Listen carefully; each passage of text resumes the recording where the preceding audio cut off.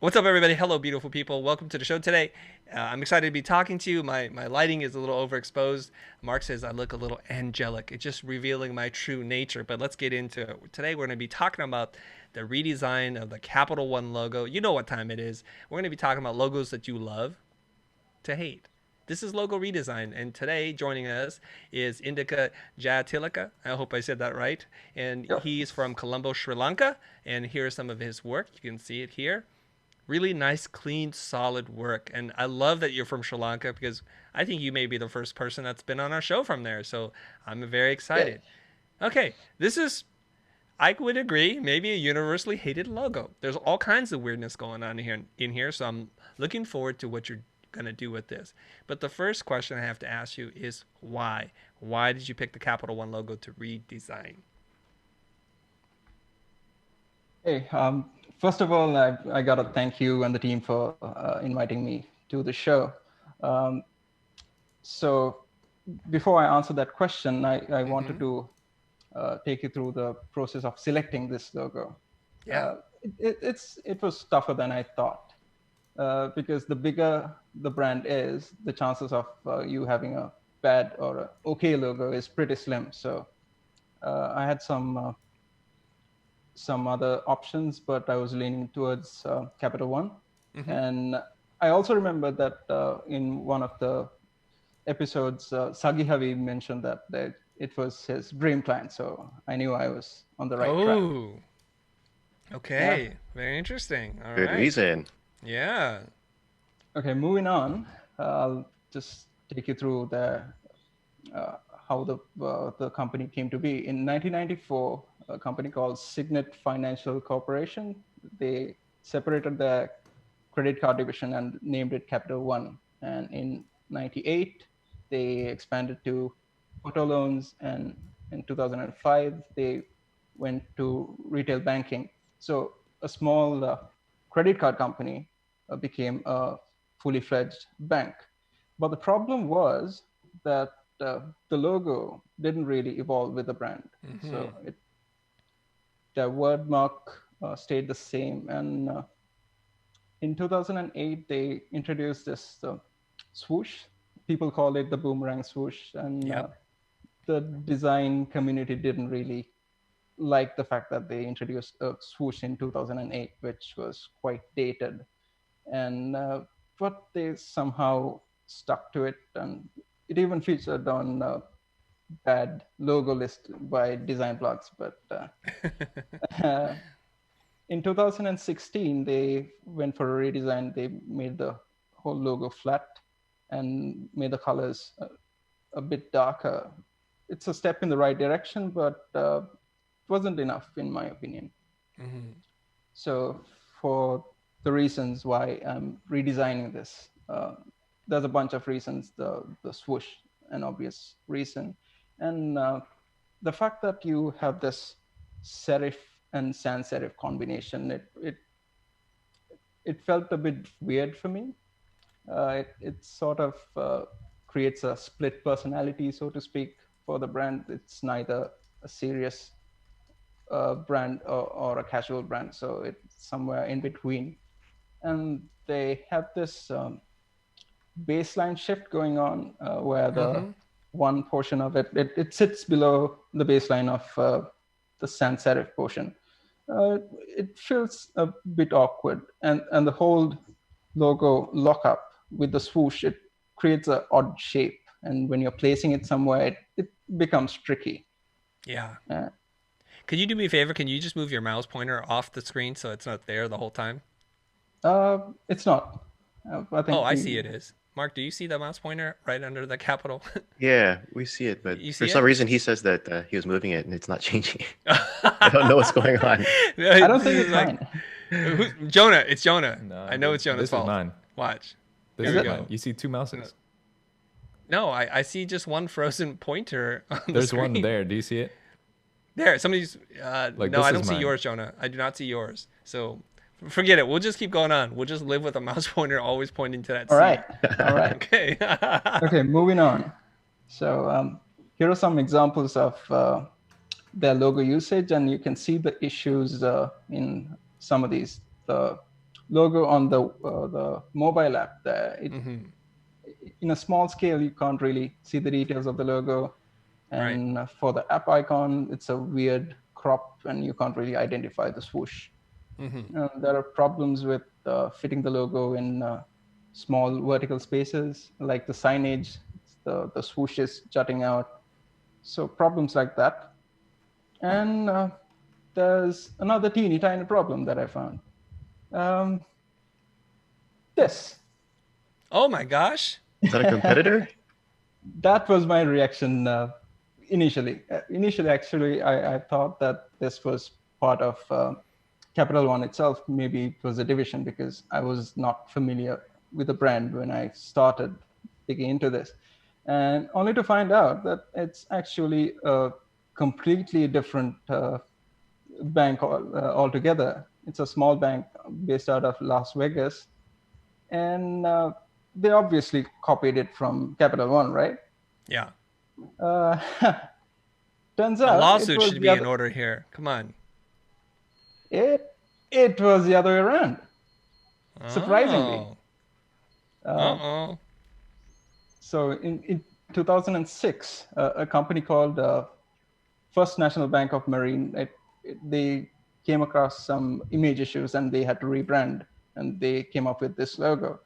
And for some reason in 2008, 2 years later, Capital One introduces the boomerang, which makes it very similar to Credit One. But Capital One being the giant that it is, about 60 times bigger as Credit One, they didn't really have a problem with it because of their marketing budgets. People thought that Credit One copied the logo, not the other way around. So it's a small issue, but it's an issue nonetheless. So here I am looking at the competition, the other top players in the US market and some global ones. And the characteristics that you see is that they're all moving towards sans serif and clean minimal designs. They have very strong marks, and they're all combination marks, most of them. And you can really separate the symbol from the word mark. And the fact that you can do that, it makes the logo more versatile. And these are the marks, the symbols separated. And the common thread between these is that they're bold and strong, and they sort of convey some stability as a financial institution should. And they're very simple. Most of them are simple enough to be drawn on a piece of paper from memory. That's the best test for a simple and memorable logo, as Sagi mentions. And some of these are actually pretty old designs, like Chase Bank logo that was done in 1961, and the Deutsche Bank in 74, and HSBC in 83, and also Citibank in 1998. They're still using them. They're still as clean and modern as the others. So I set myself a brief for myself to come up with a strong and simple, memorable mark. That was my brief. And in my research, I digged up an old style guide, not the most current one, but I guess the brand attributes doesn't really change over the years too much. So these are the keywords that they describe the brand with. They're bold, innovative, authentic, very friendly, trustworthy. So I wanted to, instead of coming up with a mark out of the blue, I wanted to base it off of something from the brand ecosystem. So I was digging into the sub brands and any other products that they had, and I found this. It's called Capital One Labs, which is the R&D department of the bank. And they are sort of spearheading the bank's innovation, and it sort of embodies all these brand attributes of the bank. And they are the ones responsible for introducing the Capital One cafe concept, and Eno, the virtual assistant. So that was my starting point. That was my springboard. I was taking this C1 element, and I was exploring how I can sort of reverse engineer the master brand, so to speak. Right. It looks like the periodic table of elements. It does. Yes, it does. Probably derives from that whole labs theme, pretty right? cool. Yeah. Mm-hmm. Kind of science vibe. So next, I have my process video. Should I play it right now? Yeah, let's play it. We still believe, Indika, that it's your mouse pointer that's still stuck on that screen. Can you move your mouse again? No, maybe I'm when you moving screen. It's really weird. We can't figure out. It's Someone's like the ghost potentially mouse saying pointer. it's like it's quite odd though. You see it. Everybody sees it. We're moving every computer we have, and nobody can get rid of the mouse. Is it still? Is it? It's still there. It's still pointing at the letter H, and I'm is hoping it that. See, nobody can seem to get that to move. Jonah, all your computers, right? Because it's gonna just be burned into this video. It's not mine. Okay. All right. Cool. All right, let's go. Go ahead and play the video for us. Give me a second. Let's read some comments, Chris, because he has to. Okay, he has to switch over. Yeah. Let's go into the comments. Mark, are there any comments here we need to talk about? Yeah, so Brian Butler, he's just saying that he's actually put a lot of time into looking at this logo and redesigning it since the Haviv interview that you had initially. So I think a lot of people are thinking the same thing. This logo just needs a refresh. Yes. So you guys can, those of you that were inspired by that episode, let's play along and see if you make the same or similar decisions as Indika does. I think it's interesting. A lot of these financial services companies, they're trying to almost look like these tech companies. So you can see a lot of their logos moving in that direction, but a few of them, including Capital One, haven't really done that yet. So I think it's right and ready. All right, there we go. Okay. Ready to Playing go? it. All right. So talk us through what you're doing here. So I'm jotting down some notes from the old logo. Questioning the slant. Why is it tilted? But I'm liking the colors because we're changing everything. I'm deciding to keep the colors. Writing down the name, seeing how it looks as a shape. And drawing this. And you're doing this in Photoshop? Yes, with a Wacom. Is this typically how you work? Usually I work with just paper and a pencil, but because I'm doing this, I wanted to record everything. So, I see. That makes sense. So the reason why I'm doing this instead of just using regular fonts is that when you do that, you tend to fall in love with something and you sort of settle for the font and you don't really explore.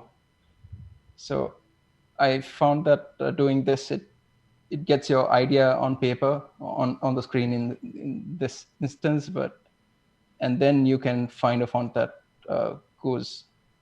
that's similar to it, or at least you can draw it. Yeah. I also saw that you were thinking of systems too, because you're trying out Capital One with other words attached to it for the sub brands, right? I was trying it out, yes. Yeah, like Capital One Bank, Capital One Credit, Capital One Loans. It's very important to think about how the system is going to be used, especially when you're doing really large scale identity design. Yeah, now I'm deconstructing the current logo and seeing whether I can fix it, identify some issues by doing that. Find a stacked version of it. Now I'm working on a symbol, a mark. I'm exploring a capital one, like a uppercase one. It's sort of starting to look like a building, a structure. So conveying stability again. More exploration. Now I'm combining the C with a one.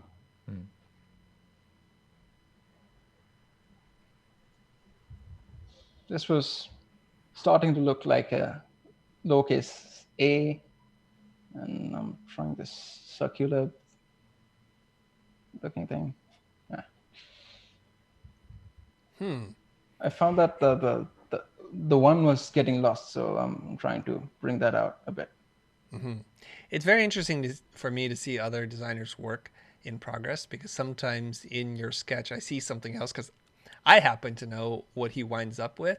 So it's kind of like, oh, there's something there that if we were working together, I would be like, oh, hold on. Why don't you try this thing? Because I see something in there. All right. So at this point, I'm just doing as many options as possible. So I'm not really thinking about what I'm going to finalize the design with. How long is this taking you in real time?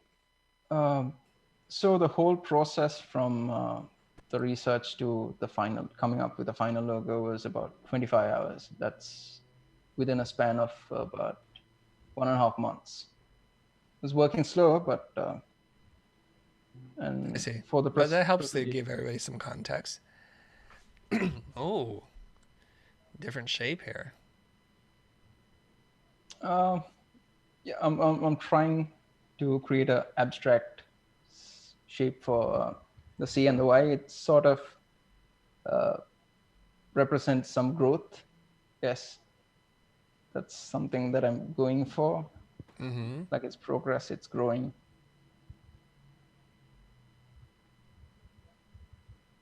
I just wanted to bring up a comment here that Bikaran Bora had brought up. So just in reference to the direction a lot of logos are going to these days, I think he was just mentioning because of the digital era, a lot of companies are trying to fit that logo into an app icon so that it's all uniform in that system. Yeah, it makes sense.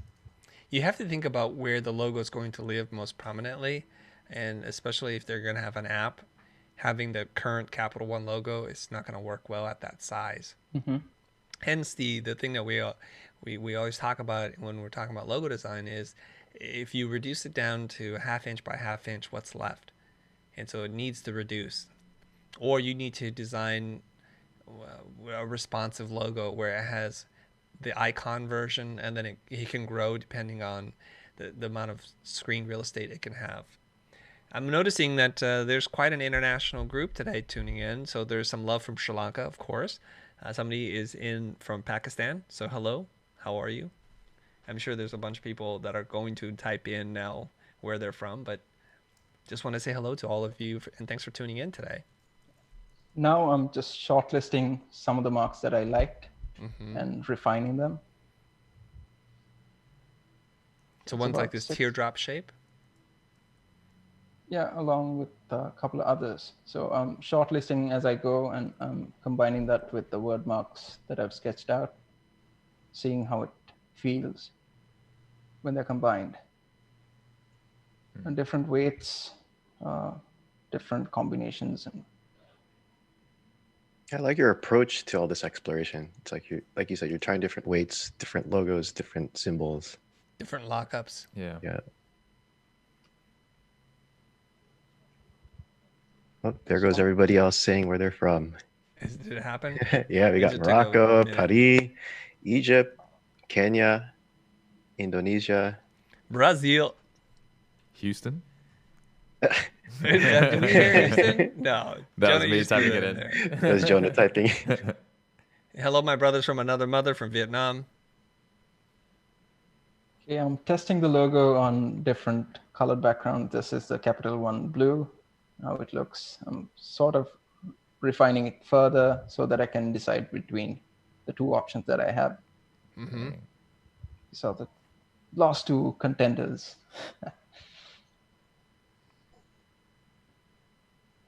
So the one that I'm working on now, it was starting to look more like a G than yeah, I was gonna say. So it's like when you have money, you're a G, right? So I ended up dropping that. Just dropping it. Well, it's hot, just like that. My new studio album drops this next week, guys. So just let you know.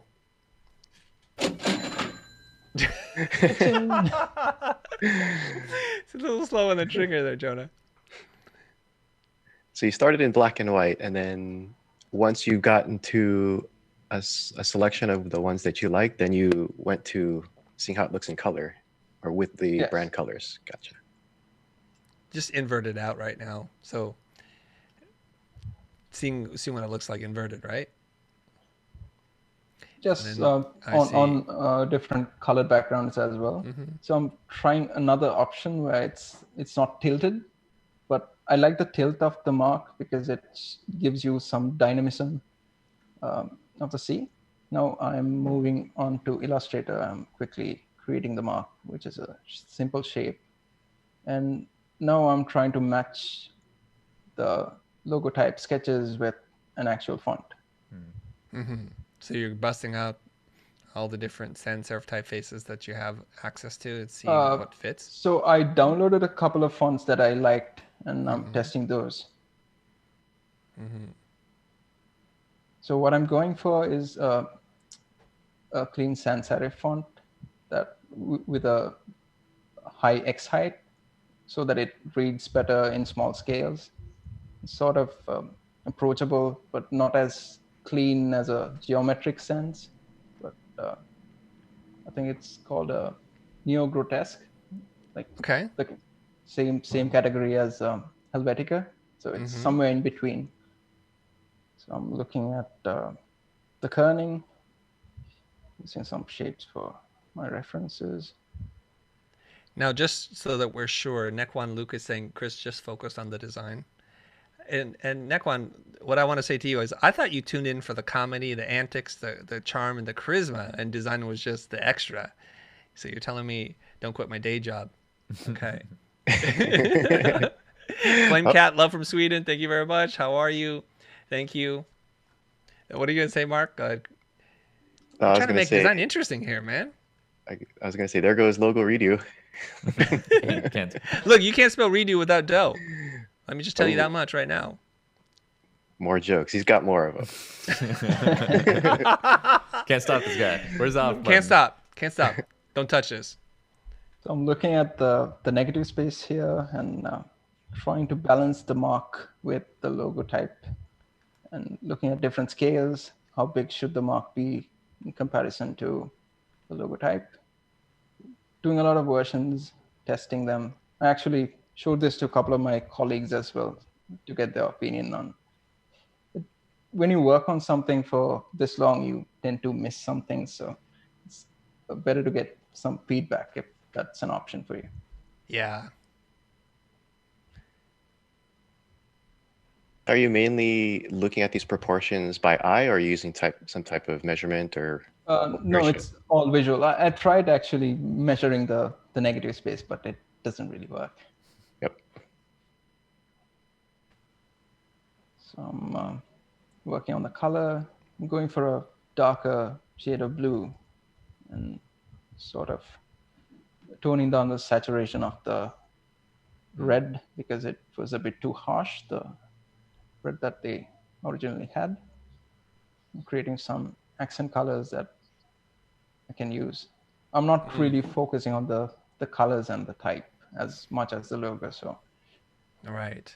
So there's a comment here that I have to read. It's from Bic Iron Bora. He's saying Michael Beirut says nobody wants a completely new logo, and he thinks we should talk about this. Now, what you're doing is a very radical departure from what they used to have, and I think it's a designer's fantasy to just take any logo and just change it all the way around.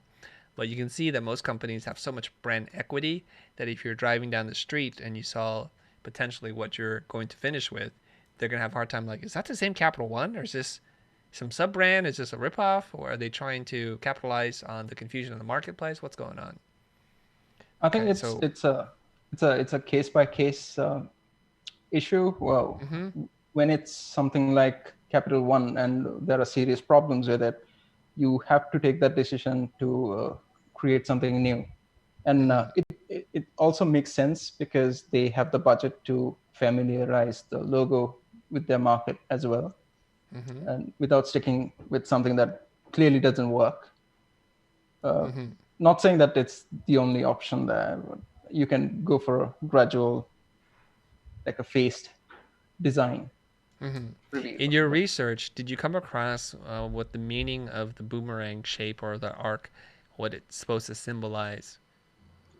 Actually, I couldn't find much, but I read somewhere that what they were trying to do was trying to make the brand modern and hip. That was their thinking. Oh, But this was off of a design article by some, I forget the publication. It was Bloomberg or something like that. But So it clearly didn't work. So I wonder if Clearly. hip, in their words, was just flipping a Nike swoosh and then widening it yeah, or something. or something like that. Yeah. Okay. So what else are we looking at now? let me share the presentation again. Okay. So while we do that, let's see what else is going on. So what do you guys think? I want to ask the people who are tuning in live today, all 548 of you, when taking on a brand that's really well established, how far should we go in terms of creating a completely new thing or trying to keep some of the heritage? I mean, easily here in the exploration I've seen thus far, I'm just wondering if you could have a slight nod to anything so that there's some connective tissue to the old DNA. Let me hear your opinions on this. Okay, so now we're back to, is this your deck now? Yes. Okay. Am I You on need to- full screen? Yep. No? All right. Is it on full screen, Jonah? Are you I not see seeing it's. it? Do you see my notes? Okay. It's okay. It's All full right. screen. I see. It's me. I get it. It's my screen. All right. Here are some of the explorations that I've done. I really like the Mark's number 6 because of its symmetry and. But I decided to drop that because it seemed a lot similar in my head, at least, like the Chase logo. So I moved towards the C, which is a combination of the C and the number 1. The number 1 actually combines, and it's shown in the negative space. And I've tilted the logo so that it brings some dynamism to the logo mark as opposed to a static mark. And bold and strong, very apt for a financial institution. So here's logo type. As I said, a sans serif, very approachable, high X height. So it reads better in small scale.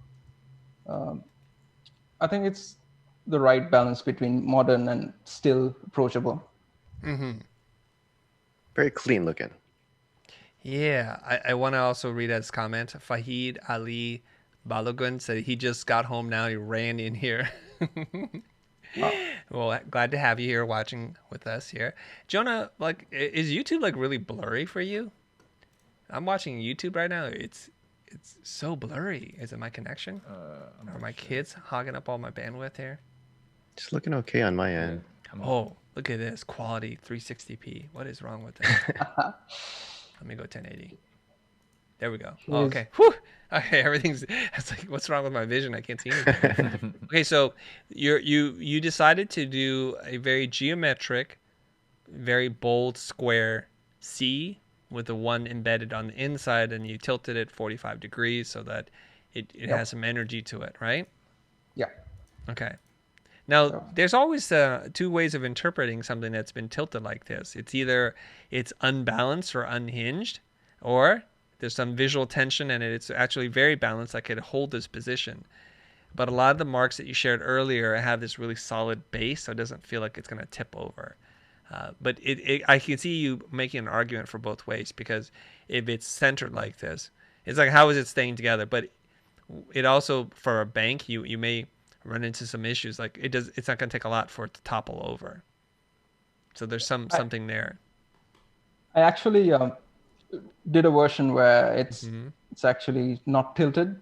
So it looks like a lowercase n, and that was sort of the problem as well. Oh, So when you tilted it like 45 degrees to the right, clockwise. Yes. Yeah, that would look like an N. So if you tilted it 45 degrees the other way, then it would really read as a C, but then you lose the 1. I understand the rationale as to why you put it exactly this angle, because you can see the C and you can also interpret that there's a 1 in there. Okay, let's keep going. All right, this is the logo on white. And Mm-hmm. I've tested this out on the brand colors, how they work in one color. And so this is how the logo works in different scales. You can see that the logo mark, even in pixel scale, it reads clearly. And Mm-hmm. that's the color palette that I've come up with.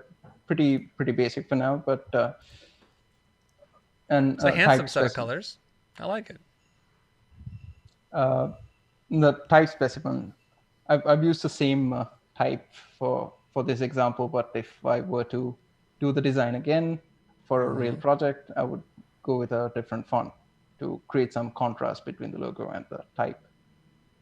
Mm-hmm. And now we are moving into logo usage, the logo mockups. Everybody's favorite part. Here So we go. here are some mockups of business cards. I'm using two color combinations. They can also use different print effects if they want to, because the logo works really well in one color as well. Yeah. Is And that some, the real CEO's name, Richard Fairbank?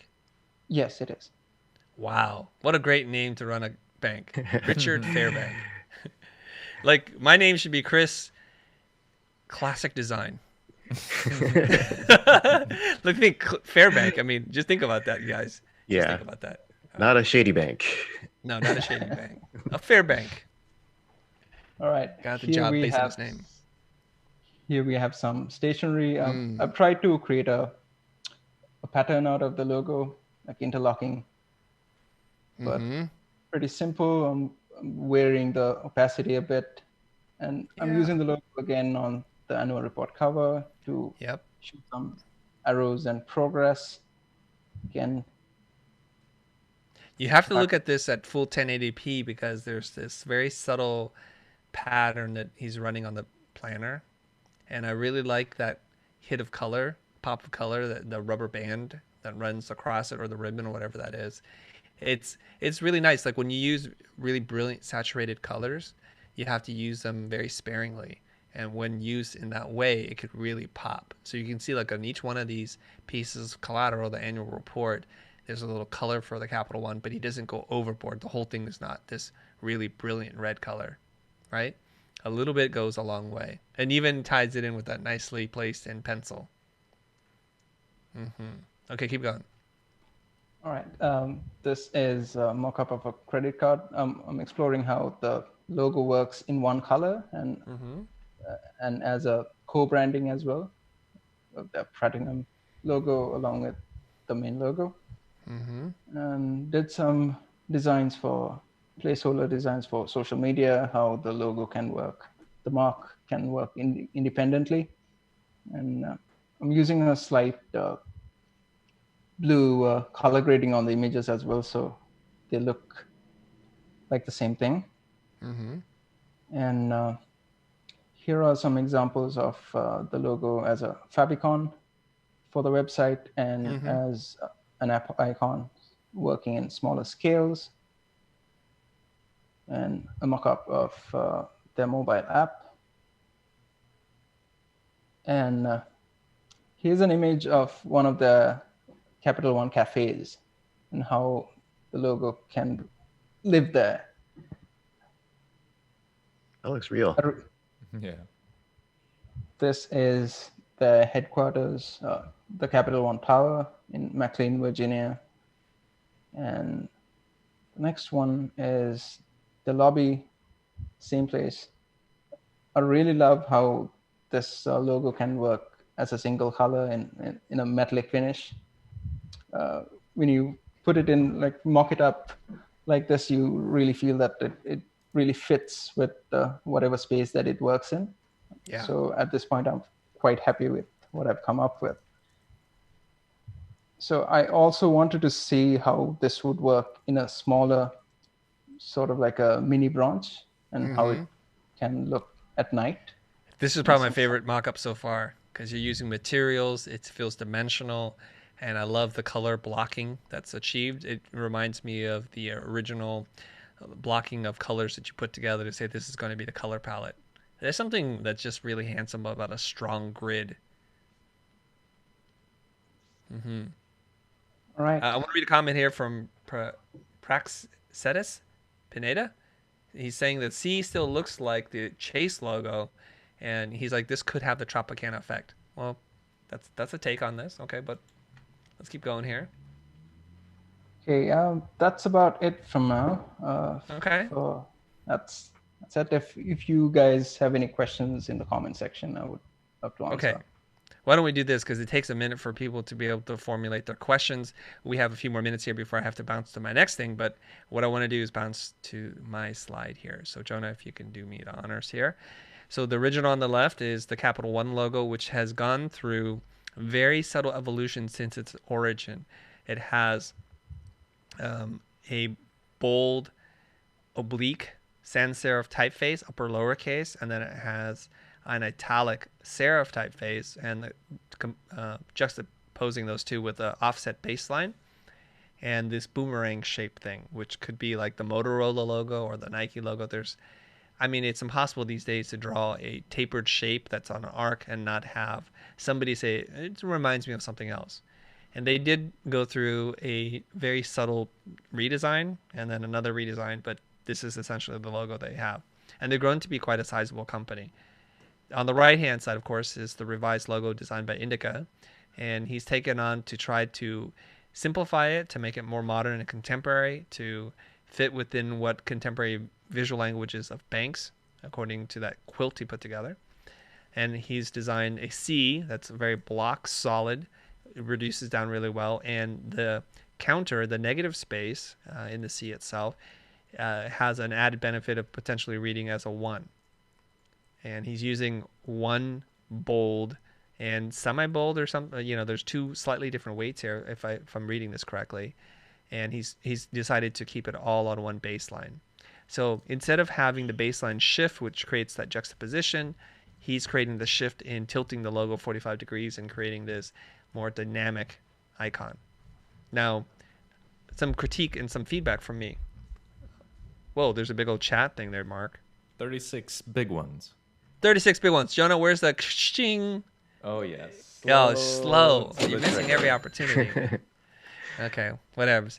Okay, so here I'm going to give you my feedback, and then I'm going to turn over to the audience to say, right now, do you prefer the original?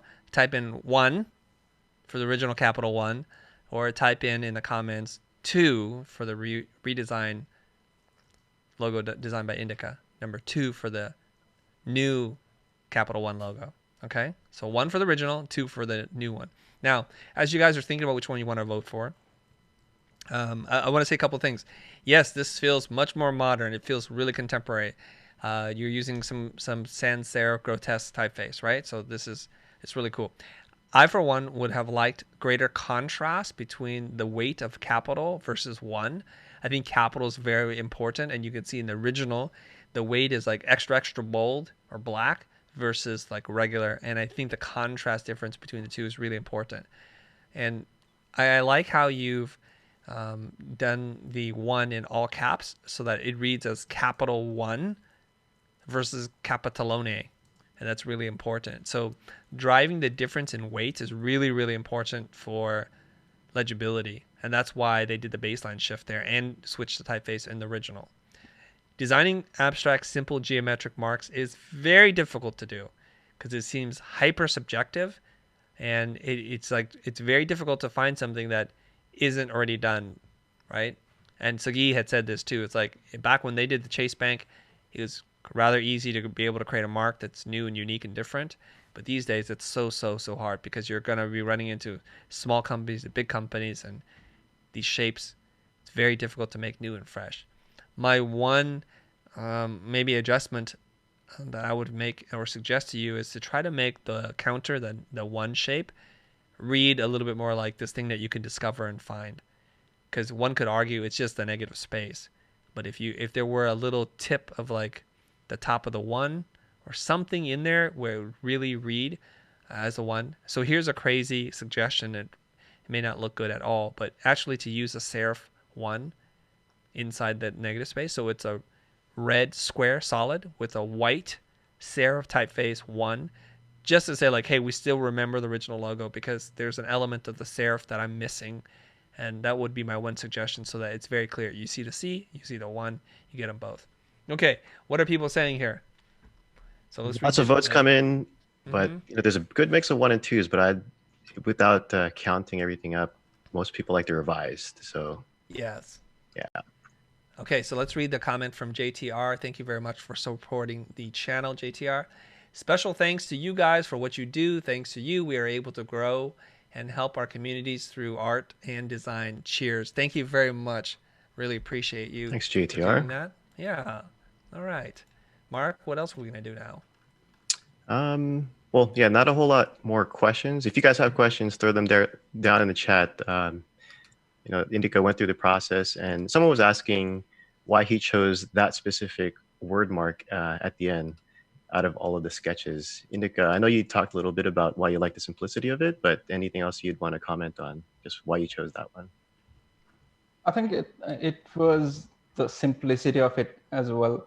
But all this time I was questioning whether it's too simple, whether it's too common. So I had this thought at the back of my head.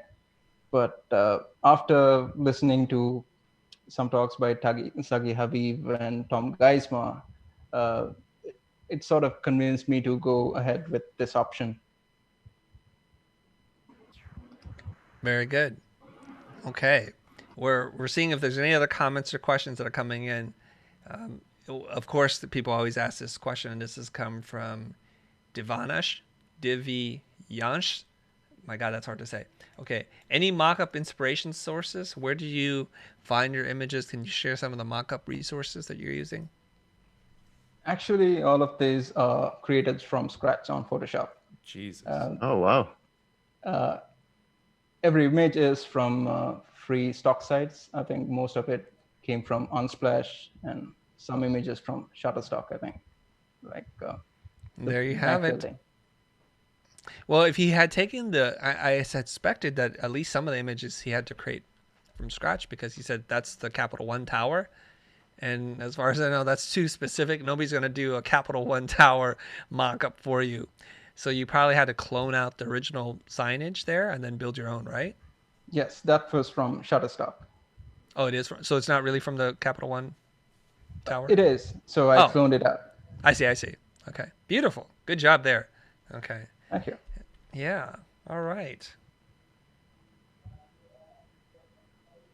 Okay. I don't know. I don't know about that question or comment there. So the question here, there's a good question here. It says that for big corporations, is it better to have a simple mark? And Indika, what's your take on that? And I'll chime in as well. I think it doesn't matter whether it's a big corporate or not. The simpler the mark, the better. Because for a bank like Capital One, they'd be constantly pushing their marketing and messaging throughout. So people would be seeing this. So with time, they would associate whatever logo that we've come up with, and it'll register in the consumer's heads. So the simpler, the better. That's my take on it. Mm-hmm. And I would generally agree with you, except for I think sometimes in smaller, more niche-based industries that you can have a mark that is more intricate. Not to say that intricate is the opposite of simple. It could be simple and intricate in its design. And one of the examples is I love Burberry's old logo with the knight on the horse. And if you're into fashion brands like the Ralph Lauren polo horse, it's very iconic. It tells a whole story and it communicates the message really well. It's a little complicated in its drawing, but I think there's some things that you can do that feel really appropriate. So when Burberry moved away from that mark, I was like, oh, shoot. I like what they're doing now. It's a very bold sans serif typeface, but I miss that mark. And there are other brands like that, like Coach also. And what we want to do is to make sure what we're doing is appropriate, is memorable, and unique. And those are really important. And so for super niche kind of brands, yes, you can get away with more. But that doesn't mean that you should go and make it overly decorative just because. And you also have to think about how will this age in 5, 10, 20 years? or is the company going to need to redesign their logo every 3 years? So in kind of choosing to be very disciplined and use a lot of restraint, you're able to use simple geometric shapes that have lasted and survived the test of time. The Chase logo was designed over 60 years ago, I think, and it still looks good today. Maybe the word mark itself needs a little updating, but the Chase icon is so strong and bold, as were many of the ones that you shared with us on during your research phase. So, good question. Okay. Oh, our good friend, logo therapist herself, Hadil Syed Ahmad is on. Thank you very much for tuning in, Hadil. And Hadil is cooking up something massive, so I'm sure it's gonna just drain all of her energy. But I've been chatting with her, so she's gonna be doing something. So you guys look out for that. Okay, I think Mark, any last questions before we get out of here? Someone was asking about font resources. If you can't afford the expensive ones online, any resources that you could recommend? Question. Actually, most of these were from Google Fonts, which is free in most cases, I think. And I tried to make it use free resources whenever possible. So it's mostly Google Font. What I'm using right now is a Google Font, a variable Google Font. Nice. Okay, a lot of you guys don't know this, but if you have a Creative Cloud subscription, it comes with Adobe's vast type library that you get to use on your projects for free, included with your Creative Cloud subscription. Now, the question is this, and I'm going to ask you guys this question because I'm actually working on a deal with Monotype to give you this massive bundle of what I would consider my essential typefaces at a ginormous discount. But I have to ask you this question. If you're going to be a lifetime subscriber to Creative Cloud and they have the typefaces, you don't technically own them. You can just use them for whatever you want. Do you want to have a copy where you can own in case you ever move away from Creative Cloud? So that's the question for you guys to contemplate. I would love to hear your response to that because it will impact the decision that I'm making in curating a typeface selection, right? So I want to put together a really beautiful list of typefaces that you can use for the end of time. But I wanted to know, should I include the ones that overlap with what's available on Creative Cloud or not? Do you want to own them all? Or are you comfortable with a subscription-based model? So Google has free fonts. If you type in free font, you will find typefaces there. They're not always well drawn. They're missing complete sets, but maybe that's not what you need at this point in time. And the ones that come with Adobe should be sufficient for you to design most of what you want. Anything else, I wouldn't worry about it. You don't need a font. The font is not going to make your design. You make the design, not the font. Okay. All right. There's one more comment here, and before we get out of here, from Ingrid Burgess Torres, and she's saying the work you do is sensational. You help me grow so much, and I thank you for all that. Thank you very much, Ingrid, for your support of the channel. I guess, guys, before I drag this on a little longer than it needs to be, I'm going to thank my guest today for doing this. His name is Indika Jayatilake, and he's from Colombo, Sri Lanka. And we love seeing the diverse community of designers from all over the globe participating in this conversation with us. If you guys want to follow him on social media, he's at Indika, but the I is spelt with a number one Indika. Capital One in Capital One. Sorry, you guys, I'm still on it. Okay. And you can look up his work at indika.com. Again, the I spelt with the number one. With a name like Indika, I would figure you would just be able to get the I, but I guess somebody else has that. Is that why you did that? Yes, some design company that was registered in 1995 or something like that. I see. They beat you to it. Huh? Okay. All right, guys. That's it for us today. I think we have another live stream tomorrow. Right, Mark? Yes, we do. We do. With another logo therapy session, logo redesign, logo redo. So I hope you guys will tune in for that. Don't forget to like, comment, and subscribe, and hit that bell for notifications, guys. Thank you very much for being part of our 1 billion mission to impact a billion lives on planet Earth. Jonah's going to play the music any second because I'm almost out of breath, but he hasn't done so. You guys can support me if you wish and send me some money via Venmo. I'm at the Christo. That's it for us, you guys. Have a wonderful day until tomorrow. See you then. Tomorrow. Yeah, I was going to say until next time. Until tomorrow. Thank you, guys. Bye, everybody.